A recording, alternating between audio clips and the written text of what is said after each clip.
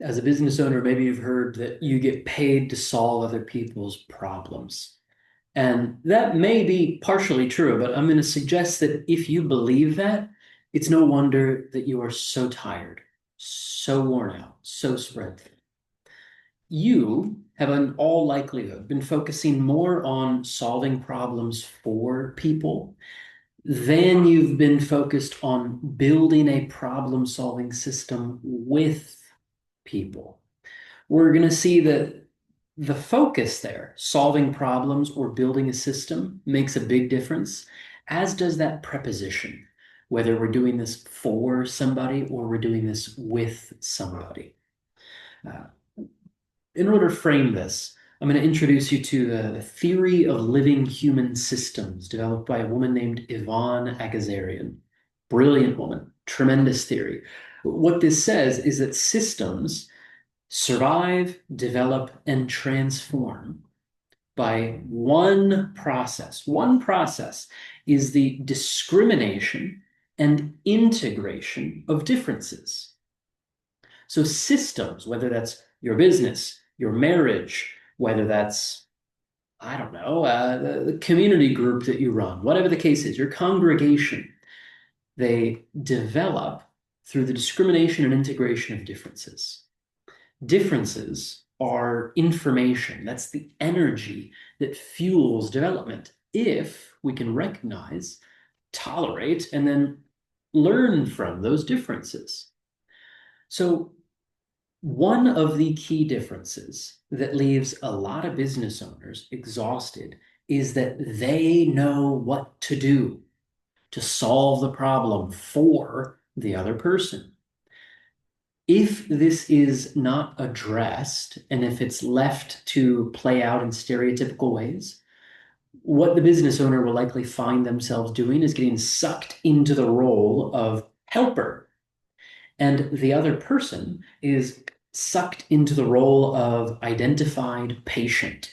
Now, this doesn't need to be in a clinical context. This could be someone on your team. This could be a client if you're a landscaper, I mean, whatever the case is. The terminology comes from the world of psychotherapy, so bear with me. There's the helper, the problem solver, and there's the identified patient, the one who has the problem. There's a fundamental split between these two people when this role gets fixated. And the split goes something like this. The identified patient has not integrated their own authority and agency. They've split from it and projected it onto the knowledgeable expert, the helper, the problem solver. Now, go figure, you can make a lot of money doing this, but you're going to be very tired as well. Right? You're going to make a lot of money because people do pay to have their problems solved, but you're going to be very tired because you are solving problems for other people again and again and again and again. Instead of building something fireproof, you're constantly going to be putting out fires. So that's the split that happens, the breakdown in development on the identified patient side. But what about the helper? What about us? Many of us, we get drawn into entrepreneurship, we get drawn into running a business, particularly in like service provider businesses. We like to help. It feels good to help.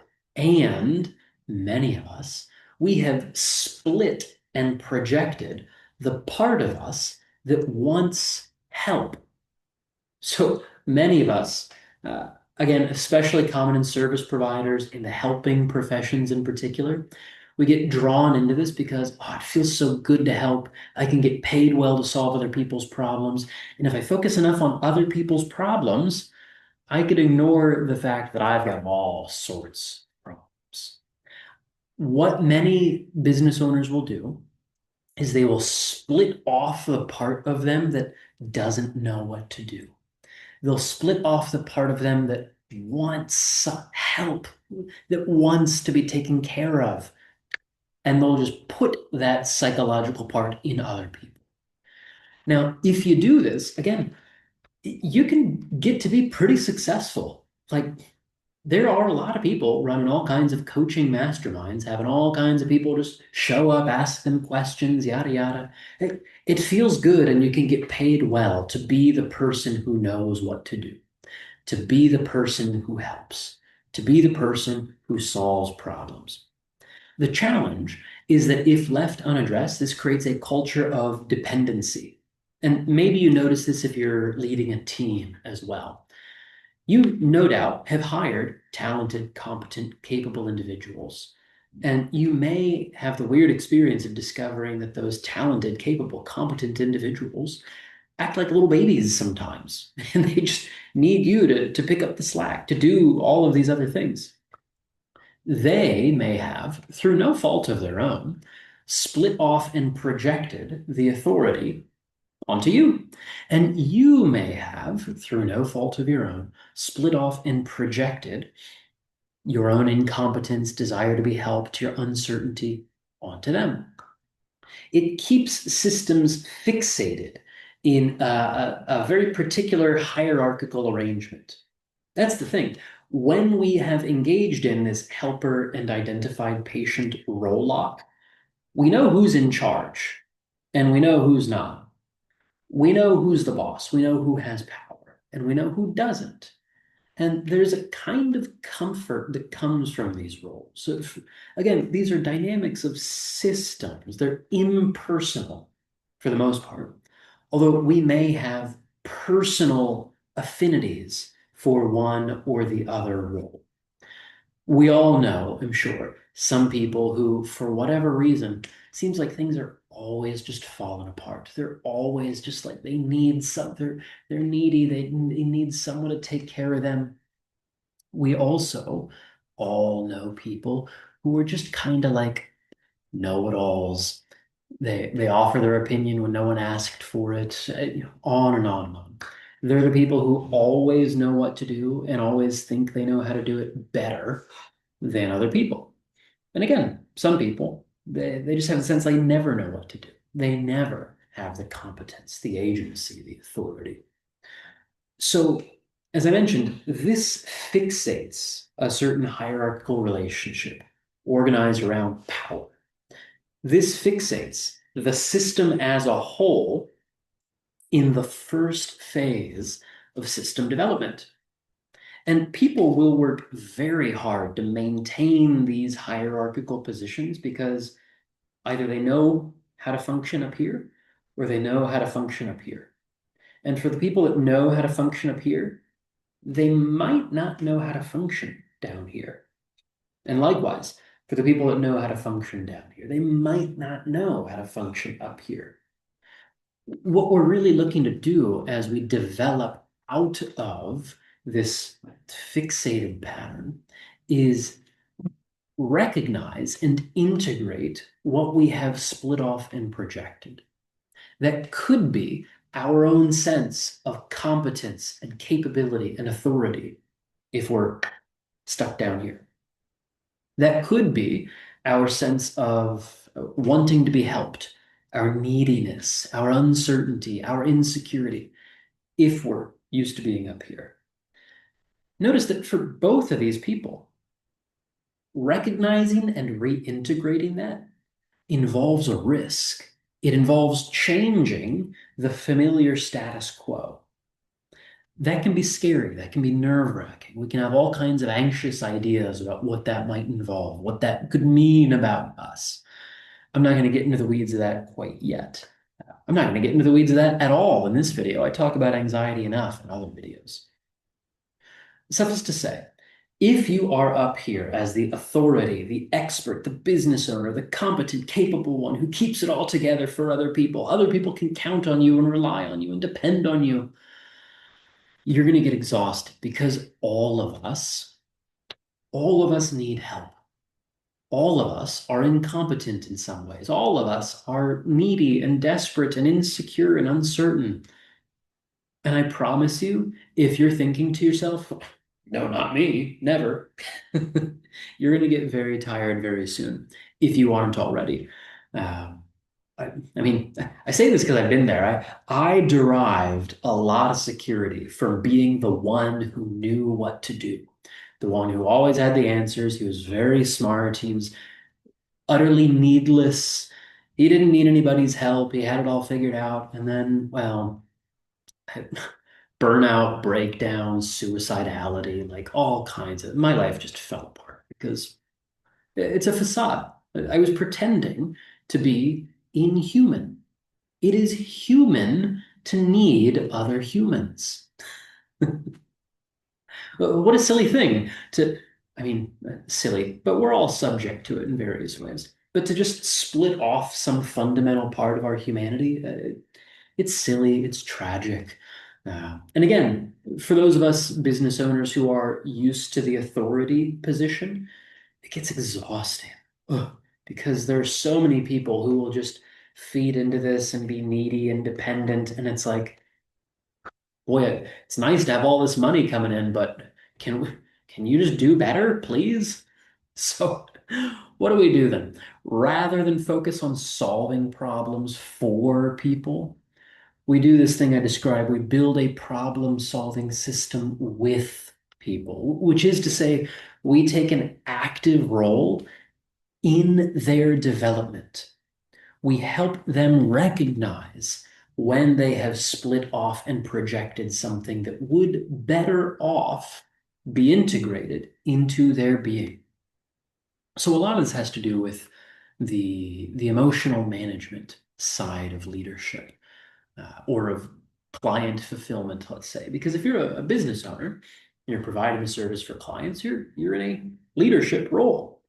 There's a functional dependency where maybe you do have specialized knowledge, but we don't want to get caught in the stereotypical dependency.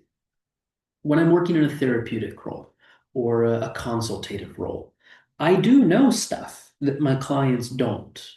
But if we get fixated in these roles and we're unable to find this kind of shift, the relationship doesn't go anywhere. For example, when someone comes to work with me, I know a lot more about how to manage their feelings, their emotional experience than they do.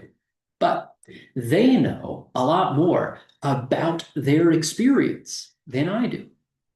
So if someone shows up and says in a session like, well, what do you think we should talk about? I'm like, man, I don't know. I don't know what you think is important for us to talk about. You seem to think that I know something about you better than you do. Is that true? And quite often they discover in that moment, oh, well, yeah, I guess I did think you would know better. Huh. Well, okay, what is important for me to figure out then? On and on and on. Anyway, back to the work of building a problem-solving system. The work of solving problems only occurs in the reality of here and now. That may sound obvious, and in some ways it is, but boy, once we get to actually communicating with other people, we recognize they are anywhere else but reality. They are anywhere else but here, and they are anywhere else but now. It takes so much work to direct a person's attention back to the reality of here and now circumstances. But if you want to be less exhausted, if you want to stop compulsively solving problems for people, and if you want to help the people who are working with you develop their sense of agency, accountability, and authority, it is imperative that you learn to help them direct their attention to reality rather than fantasy and wishful thinking. That you direct their attention to here rather than wherever else their attention wants to go. And that you direct their attention to now rather than thoughts about the future, worries, anxieties, wishes, and ruminations about the past, that kind of thing. We've got to be creating an environment that constantly vectors energy and attention into the reality of our here and now circumstances. So when you find that you are constantly putting out fires and solving problems for other people, you may find it very helpful to have a conversation with them about what they think the problem is. Like, what are the facts of this situation? Then you can help them discover what are the feelings involved here. Like, ah, boy, let's let's use an everyday example. Your kid has a problem, and parents know that solving problems for kids is exhausting. It's like so much of the day, right? It doesn't have to be, because you could build a problem-solving system in your family. What's the problem? You're hungry? Okay, well, how could you solve that problem? Like, what do we have available here and now for you to fix this problem of being hungry? Do you know what's in the cupboard? Do you know what's in the refrigerator? Do you know how to prepare those things? There's always a question when we're building a problem-solving system. Does the person know what to do? Is it a skill gap? Or is it a will gap? They know what to do, but they just don't want to do it. We have to train people in the skills that help them solve their problems. So the kid spills their juice. Do they know how to get a towel and wipe the thing up and put the towel in the washing machine, the hamper, or wherever?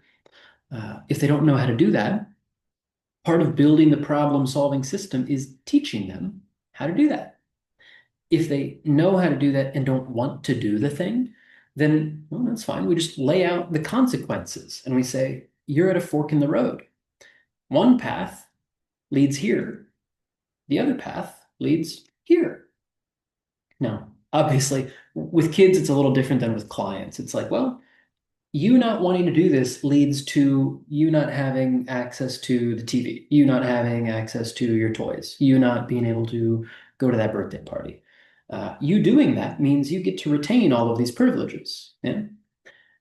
If you're working with your team, saying, well, okay, so you know how to do this and you don't want to do it. Well, one path leads to you're fired. The other path leads to you retain access to your employment here at such and such agency. With clients, one path leads to more of the same. Like, you got these problems and you don't want to do the thing that would solve these problems. This path is going to lead you to the problems, more of them, for longer. This path, maybe you don't know where it leads, but it leads somewhere other than more of the same. Your choice. So again, the problem-solving system gets built in the reality of here and now circumstances, typically identifying what are the facts of these circumstances, how do we feel about the facts, what do we want to do about that, what are the options available? The options available are always toward what's familiar, where you get more of the same, or toward what is unfamiliar, something different, something new. What you're going to find is that if you can train people to focus their attention, and I say train people because really we all need training in this. Reality is hard. Like, I'd rather just spend my time in wishful thinking because, well, the problems of reality can be hard to deal with. So we have to train people to focus on the facts here and now, and then discover what could be done about this. Do I know what to do and how to do it? If no, okay, let me learn how to do and what to do it. Am I willing to do what I know how to do? Yes, no. If no, here are the consequences. If yes, here are the consequences. You can see this takes a little more work. Like, you're actually having to construct a field of promoted action. It's a technical term from the psychology literature, the ecological psychology literature. We're building a field that promotes certain actions and discourages others. We're actually shaping what they perceive as being available options. So this takes a little bit more work on the front end. We have to be intentional about the outcomes that we're trying to create. Like, we actually have to think about the effects that we want this system to produce. But if we can bring that energy and intention into the system at the outset, although it takes a little more work up front, it is so much easier long term than just solving problems, solving problems, solving problems, solving problems, solving problems. We teach people how to solve their own problems. And look, yes, that may mean as business owners that we don't actually make as much money from them because we don't keep them on the dependency drip of needing us to solve their problems.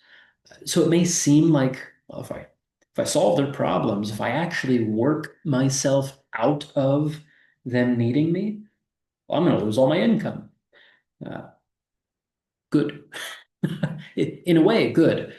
If the people need you and you're keeping them in a state of need, uh, you have some ethical reflecting to do, I would say. But what we find is that when we help people develop their sense of agency, authority, autonomy, accountability, they become better people. They develop as people. That tends to make them better clients. It also means they're much more likely to refer people to you. So your business, it may take a kind of short-term hit because the people aren't dependent on you forever and ever. I kind of hope you're working toward actually resolving things for folks, but anyway, uh, it can be exhausting to keep putting out these fires. And although it takes more energy to build the problem-solving system with people, it is, again, so much less energy intensive in the future. You can train people toward bringing their attention, bringing their energy to the facts of the situation at hand. You can train them in recognizing what options they have available. You're doing kind of like a metacognitive thing, thinking about the thinking that is going to occur.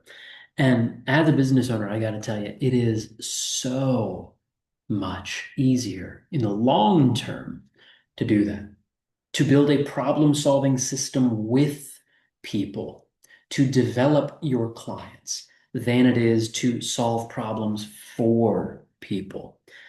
The compulsive authority thing, it just gets so tiring. It's so tiring to be the one who always has the answer, who always knows what to do, who never needs anything. It's false. It's a farce. It's a facade. So F it. Get it out of there. The false, the farce, the facade, be done with it. Let's actively invest ourselves in the development of our constituents, our clients, our teams, our families, our communities. It takes more work in the short term, but boy, the long-term results are so worth it.